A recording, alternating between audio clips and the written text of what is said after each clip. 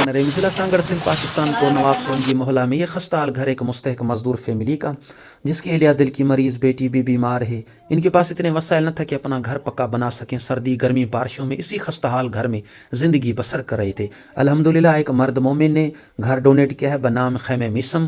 خدایا اپنی بارگاہ میں قبول و مقبول فرما. ان کے روزی رزق میں برکت عنایت فرما. ان کے اہل خانہ کو آباد و شاد فرما.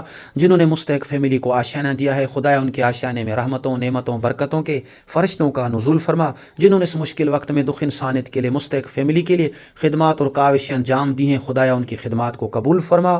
زیارات آئمہ کا شرف نصیب فرما. ان کے جمی مرحومین کی بخشش فرما. ان کا شمار اعلیٰ علین میں عطا فرما. صلح ثقلین میں عطا فرما. الحمدللہ گھر کا تعمیراتی کام مکمل ہو چکا ہے. کچن واش روم کمرہ پکی چھت سولر سسٹم کلر خدا کے فضل کرم سے اللہ تبارک و تعالی اس مرد مومن کو آباد و شاد فرمائے جنہوں نے اس مستحق فیملی کو گھر ڈونیٹ کیا ہے بنام خیمہ میسن. آمین.